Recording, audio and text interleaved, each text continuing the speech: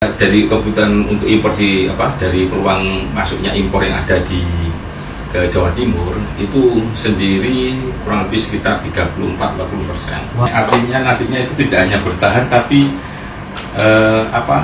juga akan berkelanjutan. Oke. Jadi harus tahu bahwa namanya orang untuk terjun dalam dunia usaha itu pasti akan mengalami naik turun. Dan bisnis ini juga ini. Jadi UMKM anak-anak muda saat ini bisa sendiri kembangkan untuk minat usaha menjadi pengusaha entrepreneur dengan ide kreatif kalian nih. Karena memang UMKM itu merupakan tulang.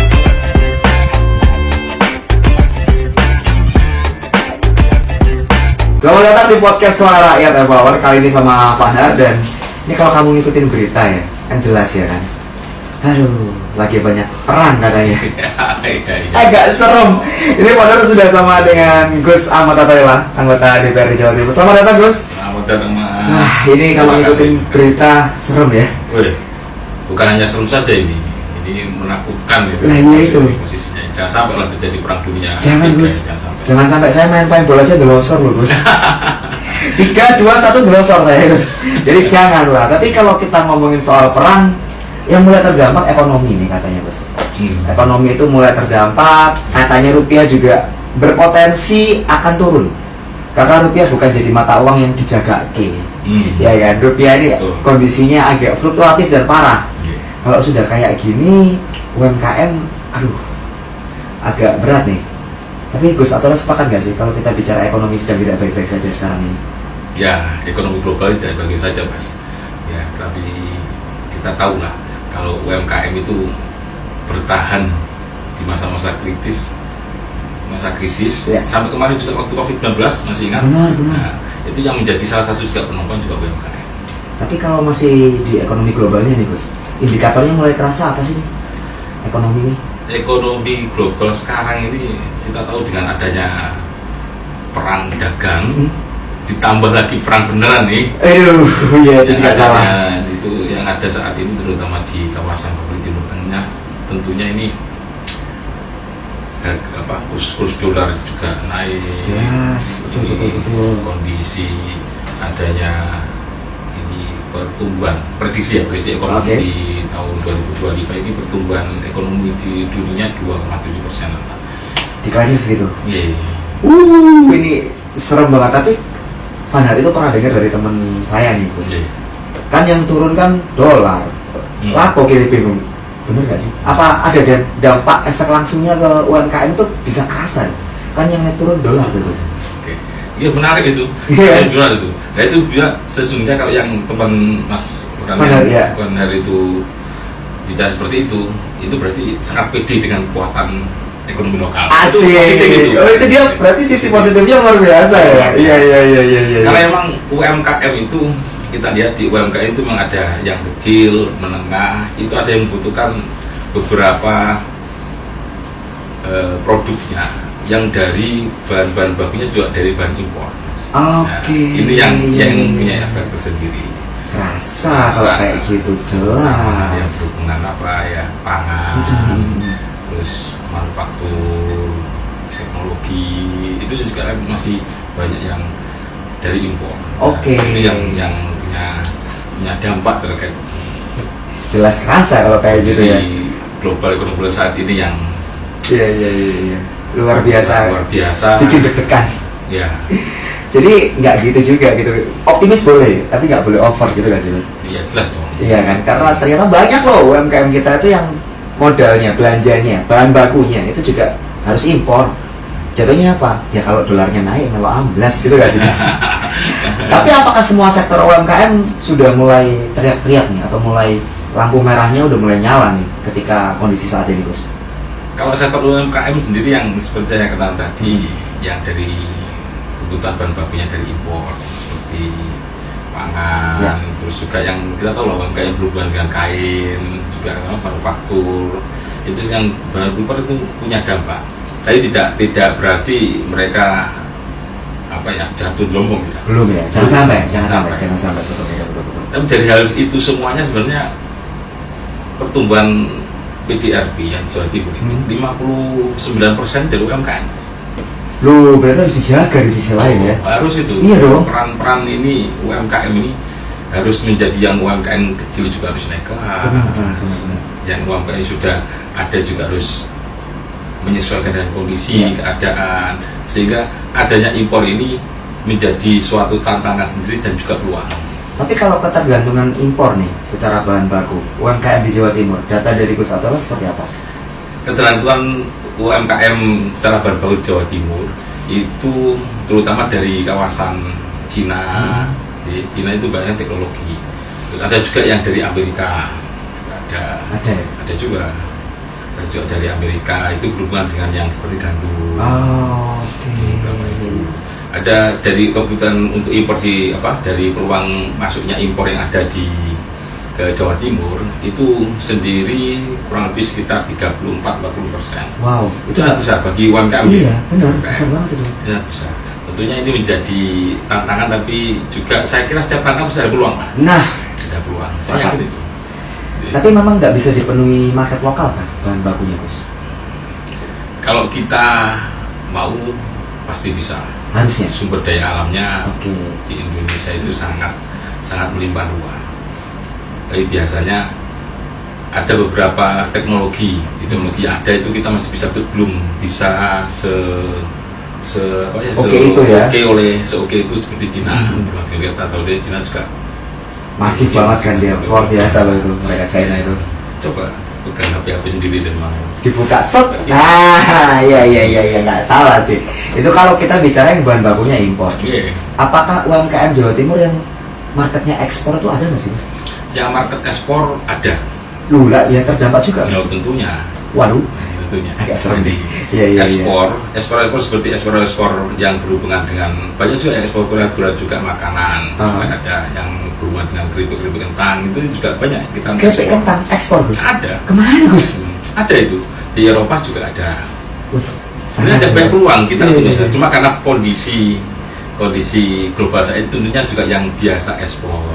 Juga ada beberapa yang ekspor terkait di UMKM yang terkait dengan bibit-bibit dari pertanian.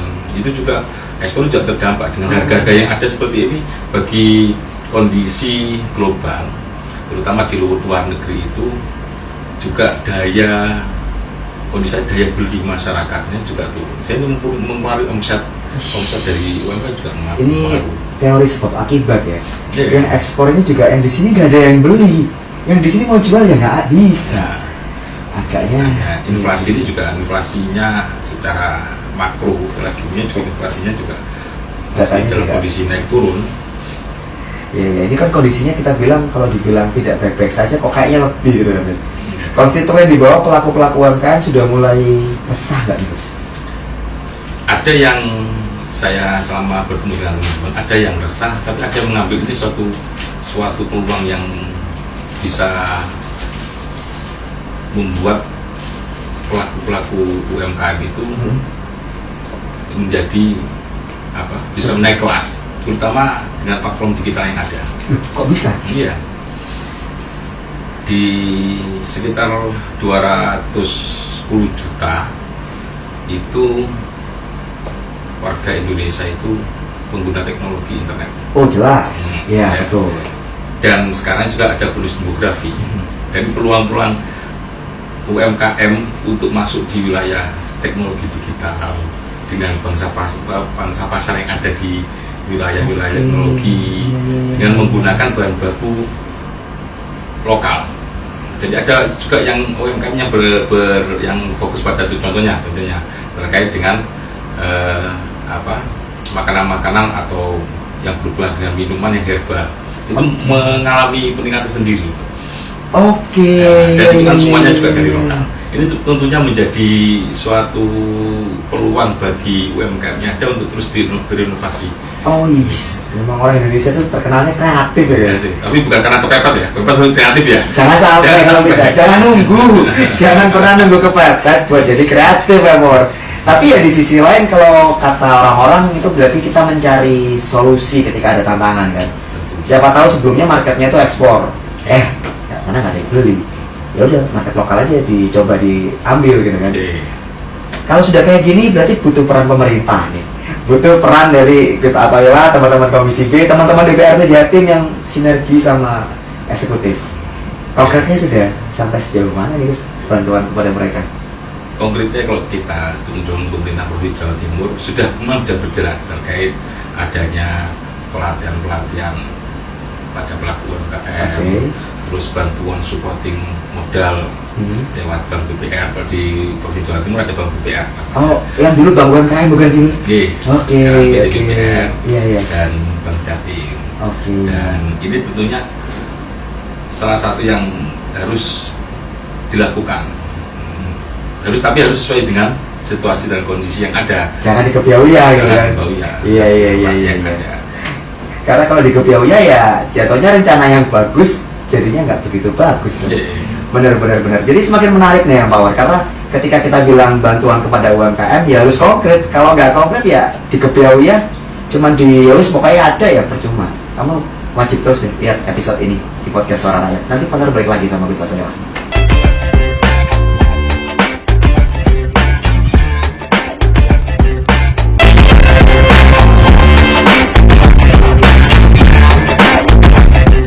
Kita lanjut lagi deh Power. Kamu masih di podcast Suara Rakyat, masih barengan sama Founder, ada Gus Atoila juga.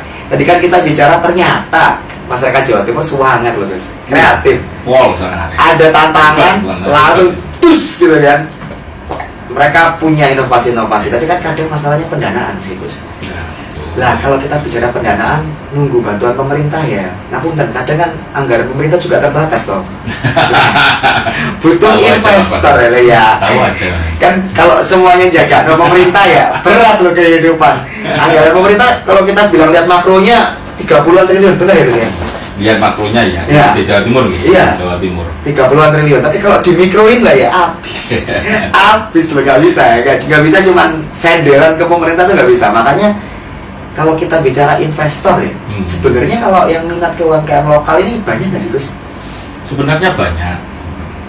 Tentunya ini yang terjadi di beberapa UMKM itu tentunya investor. Kalau saya investor, saya investor itu ingin tahu ini terkait dengan pengelolaan usaha seperti apa. Oke, benar. Terus kas uang, transparansinya itu seperti bagaimana. Terus terkait dengan bisnis plan-nya seperti apa. Yang pasti saya akan melihat itu. Iya dong. Iya dong. Kalau nggak kayak gitu, investor deg-degan dong. Jangan-jangan donasi meleset sedikit. Itu tidak hanya investor yang full ya. Itu juga mitra investasi juga. Saling 50-50 saya mitra kolaborasi investasi terkait dengan untuk pekerjaan. Tentunya itu juga akan melihat apakah produk ini dan pelaku UMKM ini dalam hal terkait dengan alur keluar masuknya kas keuangan, terus punya plan bisnis risiko, dan nantinya juga punya peluang, itu kan juga harus kita ketahui juga. Transparansi, keterbukaan dengan teknologi saat ini ada, tentunya sana bisa pelaku UMKM juga bisa ngecek, saya sebagai investor juga bisa ngecek. Ya. Itu yang sebenarnya harus menjadi inti Mas, sebelum kita mengatakan bahwa adakah peluang investor. Saya ada.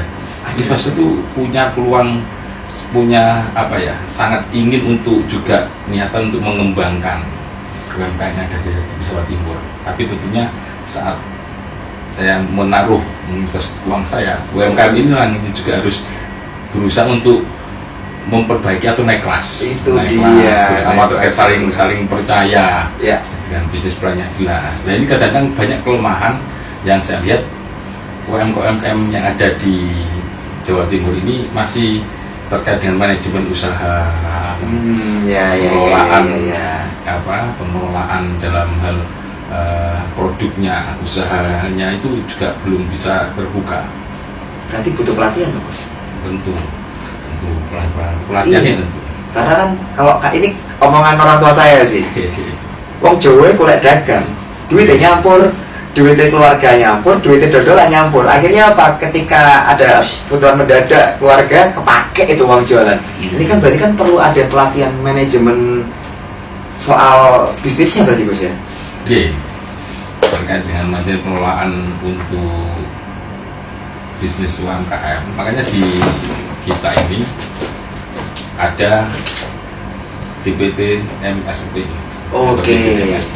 Berarti Oke. dinas DPTMSB itu berhubungan dengan dinas penanaman modal Oke. dan Terpadu, juga ya. pelayanan seperti itu yang terpadu itu. Oke. Di situ itu adalah sebagai penengah, ya, sebagai penengah antara UMKM dan investor. Dan ini dari hal yang terjadi yang ada itu memang investor itu pasti akan melihat potensi-potensi ada UMKM yang punya peluang di Jawa Timur. Berarti secara regulasi sama sistem sudah. Sebenarnya sudah, tapi kita juga support untuk pendidikan lebih mudah dalam menggunakan Iya. menggunakan sosial teknologi ya. Karena berarti tanpa digitalisasi lah ya, itu kan investor juga amat lah ini kan kayak gitu, muncul keraguan-keraguan seperti itu. Apakah mempermudah sistem itu cuma bisa lewat digitalisasi Gus, atau ada peluang-peluang lain mungkin dari Gus atau Ella? Standarisasi pelatihan. Standarisasi pelatihan. Kemarin Menko Pemberdayaan Masyarakat Gus Muhyiddin Iskandar itu sudah mengadakan launching yang di Kota Bandung itu.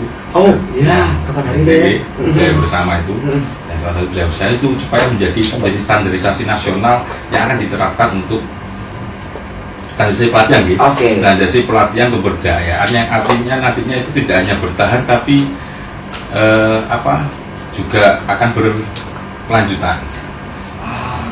Jadi dari modul itu ini akan bisa diterapkan di kabupaten, provinsi, dan kota, dan modulnya ada yang sudah disiapkan oleh.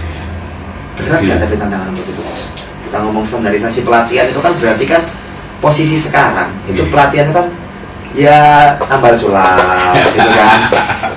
Bukan ala kadarnya juga sih, tapi lebih tepatnya pokok pas anggarannya ada jalan, nggak ada nanti sih. Nah, yang kayak gitu-gitu tuh gimana Gus? Makanya butuh Susah, standarisasi pelatihan itu. Sebenarnya kan yang tidak kita inginkan itu adalah UMKM itu, seperti UMKM itu hidup dari pelatihan, dan pelatihan satu pelatihan yang lain tanpa adanya naik kelas. Aduh, iya betul. Ya pelatihan lagi gitu. Dan tentunya juga data juga dari pemerintahan provinsi, validasi data pemerintahan provinsi yang Jawa Timur itu kan yang peserta pelatihan tentunya ada 10 peserta pelatihan UMKM untuk terkait dengan menggunakan standarisasi yang diidekan oleh Gus Muhyiddin tadi. Kemudian itu dengan model yang ada, dan itu dari apa yang berjalan sudah ada 2 sukses, yang lain enggak, umpamanya yang lain tetap didampingi. Tapi bukan berarti ikut pelatihan lagi. Harus di sustainable development. Jadi sudah berkelanjutan. Tidak pelatihan ini lanjut ini, pelatihan lanjut ini. Jadi kalau sudah ikut pelatihan ini didampingi untuk ikut pelatihan yang atas itu pada kelas yang ada yang baru. Benar. Sehingga disitulah mulai dari pelatihan itu dari terkait dengan bagaimana manajemen terkait dengan keuangan, mengelola perusahaan, terus bagaimana produk itu bisa naik mutunya. Itu dia. Jangan sampai yang ikut pelatihan tuh itu terus gitu ya. Pelatihan ini loh, orang ini lagi loh. Lah kamu kok masih ikut pelatihan ini lagi? Lah diundang ya kan, kayak gitu biasanya kan. Kalau kata lebih tegas itu yang sudah kayak gitu coret aja. Maksudnya itu logikanya banyak yang punya potensi. Anak-anak muda yang saat ini punya potensi tapi juga mau ikut pelatihan, mau harus kita dampingi gitu. Itu kan penting. Kalau hanya itu saja nggak ada terus utang aja di situ aja. Karena jatuhnya akan jadi investor mau masuk juga ragu. Katanya sudah dikasih pelatihan, tapi kok ternyata masih bulat di situ-situ aja gitu kan. Katanya sudah pernah dibantuin soal transparansi keuangan, tapi kok 5 kali pelatihan sih muncul terus gitu kan. Jatuhnya kalau kayak gitu jadi inkubator berarti Gus ya. Itu under idealnya ya, itu under pemerintah provinsi atau under pemerintah pusat untuk inkubator UMKM ini supaya mereka bisa lebih matang dan menarik investor. Itu kolaborasi nih. Harusnya. Jadi investor itu pasti kolaborasi. Perkembangan ekonomi supaya kita ekonomi daerah dan UMKM bisa naik kelas, ekonomi daerah meningkat. Itu adanya saling kolaborasi antara pemerintah, terus yang pengusaha yang punya modal, investor, dan juga masyarakat. Akademisi juga penting dilibatkan. Jadi kerjasama terkait dengan agama Indonesia juga ada banyak dari situ. Yang ide-ide yang ada, yang sesuai dengan kondisi zaman ini penting mas.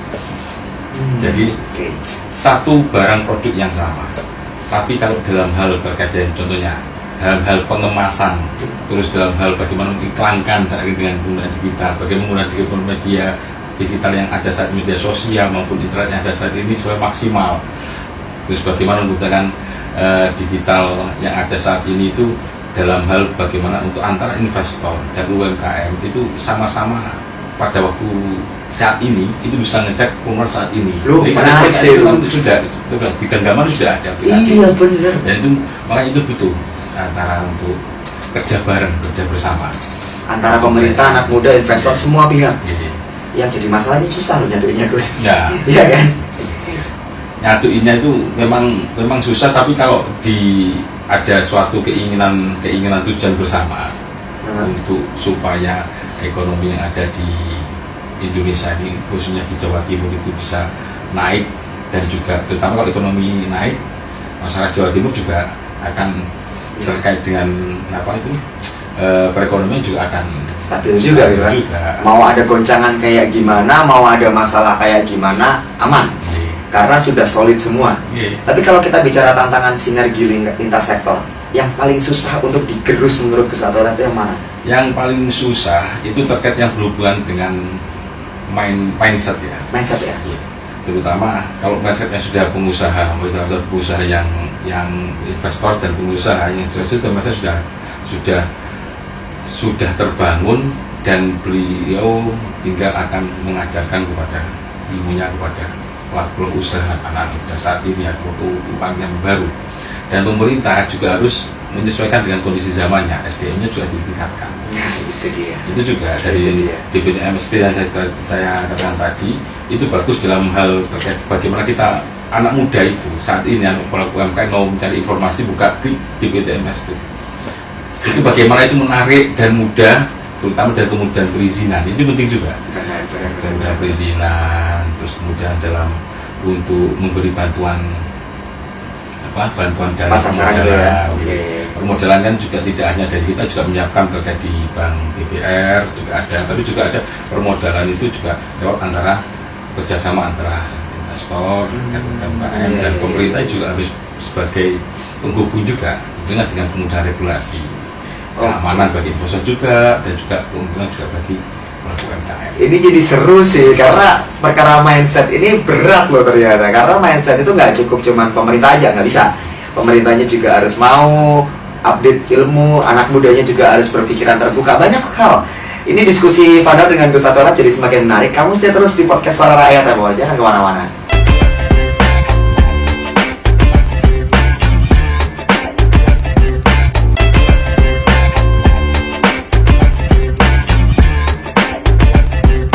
Lanjut lagi di podcast Suara Rakyat Empower, masih barengan sama Fadar dan Gus Atoila. Jadi semakin menarik nih Gus, ternyata investor itu ya pengaruh.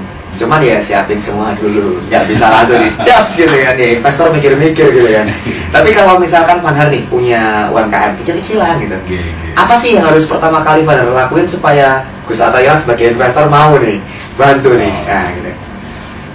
Sebagai investor yang untuk UMKM ini supaya pelaku untuk bisa mendapatkan investor, terutama terkait banyak mereka punya dasar awal mula lah, maksudnya dasar aja, nggak terlalu mungkin dasar aja bagaimana alur kas keuangan dari produknya, dari usahanya itu juga transparan, jelas, bisa terbaca di awal itu. Terus produknya dia punya bayangan untuk penjualan produknya, contohnya seperti kopi aja, kita contoh kopi. Jadi saya sukses story yang terkait dengan pemilihan kopi di Wonosalam itu. Ada. Dapat investor Gus? Wih, gimana tuh? Jadi teman di Wonosalam itu, tapi investor bukan full total ya. Artinya saya tadi investor sering kolaborasi investor, maksudnya kerjasama dengan punya itu. Satu tentunya, dan saya mau untuk naruh investasi, dia memaparkan terkait bisnis plannya, lalu kas keuangannya yang akan bisa diketahui dengan aplikasi ini. Jadi saya bisa, saya bagi investor ya, saya akan ngecek setiap per hari real time itu antara pemasukan dia dan pengeluaran dia hasil dari produk penjualan kopinya itu berapa. Dia menjelaskan kepada saya. Ini contohnya aja, investor biasa saya terkait bisnis lainnya, saya sudah menyiapkan seperti ini, daya jualnya di lingkup seperti ini dengan di lingkup Jombang, saya sudah juga menyetok beberapa kopi di kafe-kafe yang ada.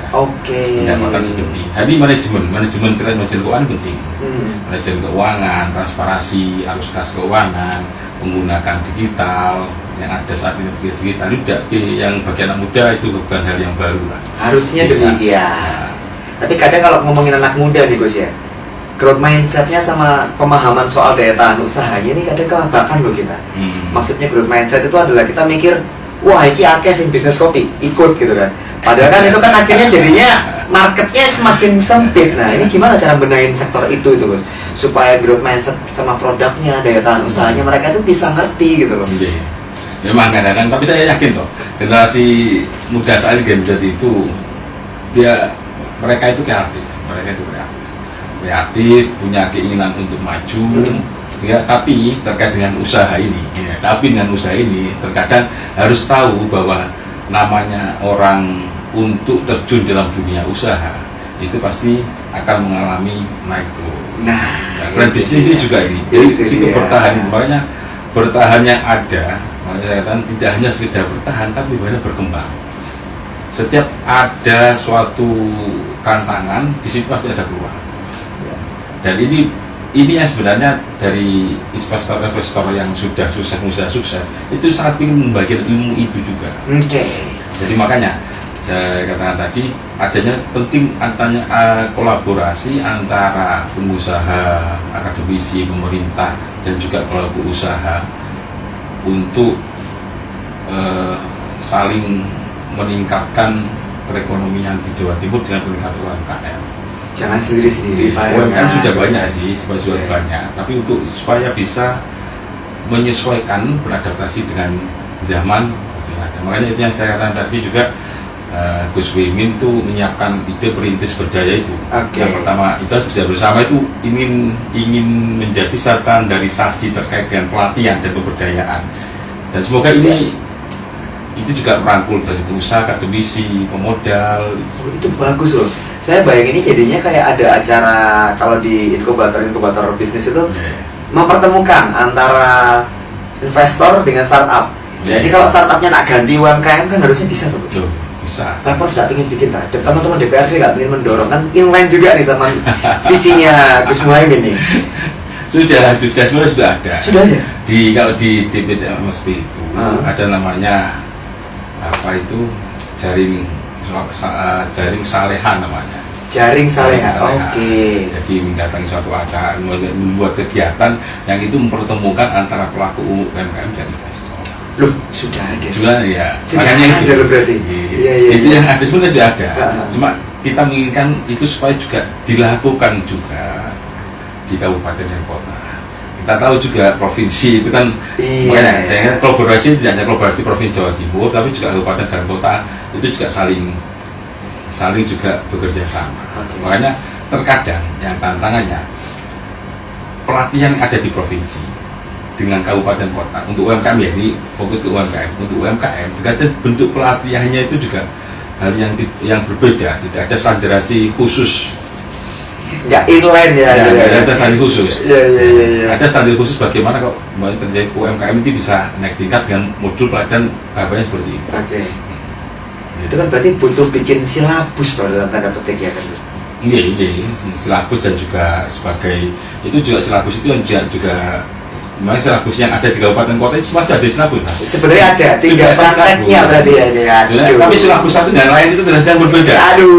Iya. Berbeda dalam hal terkadang hanya sekedar seremonial pelatihan tanpa melihat potensi daerahnya masing-masing.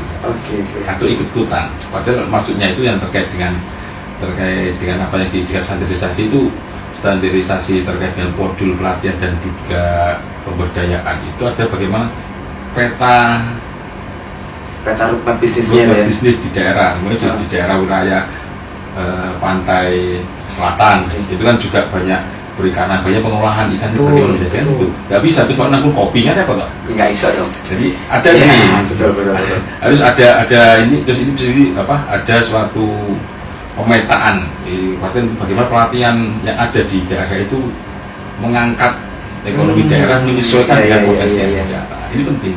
Pemprov sudah melakukan itu belum? Maksudnya jangan-jangan kalau mikir negatif gitu kan, kabupaten kota itu belum melakukan itu karena belum dicontohi, belum ada role modelnya. Nah, dari kan mitranya Gus Atola juga nih teman-teman PMDSP kan, sudah melakukan itu belum teman-teman PMDSP? Kalau di DPMC ada namanya terkait dengan poin Jatim. Poin Tapi Jatim perlu diperbarui. Saya katakan oke. itu sangat perlu jadi. Jadi kalau lihat di internet teman-teman nanti lihat poin Jatim itu ada peta potensi potensi terkait dengan yang ada di kabupaten dan kota di Jawa Timur. Sumber daya alamnya potensinya apa? Di daerah titik selatan, di daerah utara potensi apa? Di tengah potensi ada, itu ada sebenarnya poin Jatim. Tapi kita dorong untuk memperbarui. Itu dia, karena kan kondisi berubah kan. Nah, masuk juga kalau saya sebagai ini ya ngetek di poin Jatim itu ya agak bingung juga, nggak sesimpel itu, masa nggak bisa ngikuti zaman ya. Nah, Kita masih dorong iya, untuk iya. diperbaiki sehingga mudah untuk membaca. Mana kita klik langsung seperti kayak Google Out itu Iya, betul. ada pelaku UMKM di sini belum ada data secara jelas, namanya di Jombang ada beberapa pelaku UMKM yang sukses, ya sudah sukses di Jambi. Betul. Ada pelaku UMKM yang belum. Sebenarnya kalau ada sustainable nih, berkelanjutan bagi pelaku UMKM yang sukses yang sudah mendapat pelatihan dan juga pendampingan dari provinsi ini akan mengamalkan ke bawahnya. Jadi tidak selalu kerjasama ekonomi seperti itu, tidak berhenti gitu. Nggak berhenti, terus berjalan sustainable terus ya. Ada. Itu penting. Iya. Ya, sementara ini hanya sekedar berhenti sudah, Selesai. yang nanti dibuat pameran yang susah itu aja. Dan sukses ini nggak mengajarkan yang bawahnya, Karena takut tersaingi. padahal tidak juga. Ya, kan kadang Mindset mindsetnya itu, beda. mindset bro-nya itu yang seperti itu. Iya. Orang yang sebenarnya orang yang menyampaikan ilmunya itu akan berkurang, Pak. Akan lebih sukses. Betul. Kecuali terus ada kesalahan manajerial apa yang jangan sampai terjadi kan gitu guys ya. Nah, tapi kalau kita bicara soal tadi harusnya dipermudah. Terus tantangannya apa? Kok nggak dipermudah, Gus? Ya, tantangannya memang di perizinan nih. Yang Oke. paling penting juga UMKM, kalau sebelum kita bahas terkait dengan bagaimana investor, otomatis regulasi kemudahan bagi UMKM untuk izin mendirikan usahanya NIB, berinduk berusaha, juga bagi PLIT yang ada, itu lebih cepat dan tepat untuk mengeluarkan izin. Oke. Tidak dibeli, terutama juga permodalan itu khususnya di dalam pemerintah, di pemerintahan itu juga inginnya juga dengan syarat-syarat yang ada, tapi nggak dipersulit, juga bunga rendah lah, kita dorong itu. Supaya Dan juga yang dikasih mudah tepat sasaran, Mas. Nah, ini yang paling penting juga. Ini yang paling Itu penting. yang paling penting. Jangan hanya yang diberi modal itu yang UMKM yang belum, sebenarnya kalau sudah mendapat pelatihan dan pendampingan saya, kita benar-benar pelatihan dari pemerintah provinsi, data yang ada seperti itu yang dikasih modal dari DPR itu akan mudah. Nah, kolaborasi ini tidak bisa sendiri, ini penting. Betul. Satu data itu penting. Iya, karena kalau nggak dipermudah ya jadinya susah juga itu kan. Iya. Kalau dipersulit atau penerimanya nggak jelas misalnya atas dasar ya adalah faktor banyak gitu kan, akan jadi percuma juga. Saya nggak bilang pendukung atau apa enggak, tapi kan saya bilang harus tepat sasaran kan gitu Gus ya, gitu kan, harus tepat sasaran, nggak boleh tebang pilih. Terakhir nih Gus Atola, harapan Gus Atola untuk UMKM nih, apalagi Indonesia Emas 2045 katanya, banyak gengsi. Harapan Gus Atola pripun? Harapan saya UMKM anak-anak muda saat ini ya, bisa sendiri kembangkan untuk minat usaha menjadi pengusaha entrepreneur dengan ide kreatif kalian nih. Karena memang UMKM itu merupakan tulang punggung perekonomian nasional khususnya di Jatim, dengan juga tetap berinovasi, juga tetap untuk selalu belajar dan juga menyesuaikan dengan kondisi zaman. Dan jangan lupa digital itu kondisi informasi, teknologi informasi, kita marketing ini benar-benar dimaksimalkan. Nah, itu dia tuh Empower. Jadi jangan pernah berhenti belajar karena UMKM tulang punggung Bu. Iya. Ya Gus ya. Tulang punggung dan tulang rusuk tadi kalau kata Gus adalah. Tulang punggung dan itu penting banget. Kalau saya nyari tulang rusuk. Asik. Nah itu penting ya, itu juga penting banget, Gus. Kalau kita bicara UMKM, coba deh kamu share episode ini seluas-luasnya karena apa? Tadi Fadar sudah diskusi dengan Gus Azola banyak banget dan penting banget buat kamu untuk sebarkan supaya lebih banyak yang tahu. Karena gini, kamu nggak akan bisa ikut terjun langsung membangun negara kalau kamu tidak berusaha, gitu kan Gus ya? Betul. Nah, atau kalau misalkan kamu kebentur, ada masalah, kamu tulis aja di kolom komentar. Nanti tak sampaikan langsung ke Gus Atoila supaya bisa langsung dapat jawaban, supaya bisa dapat langsung pencerahan gitu kan. Wajib juga klik like sama subscribe supaya kamu bisa tahu episode-episode podcast Suara Rakyat selanjutnya. Terima kasih anyway, Fadar pamit, Gus Atoila pamit. Terima kasih banyak Gus. Sama-sama. Kita ketemu di episode selanjutnya. Iya. Have a good day, Power. Bye-bye.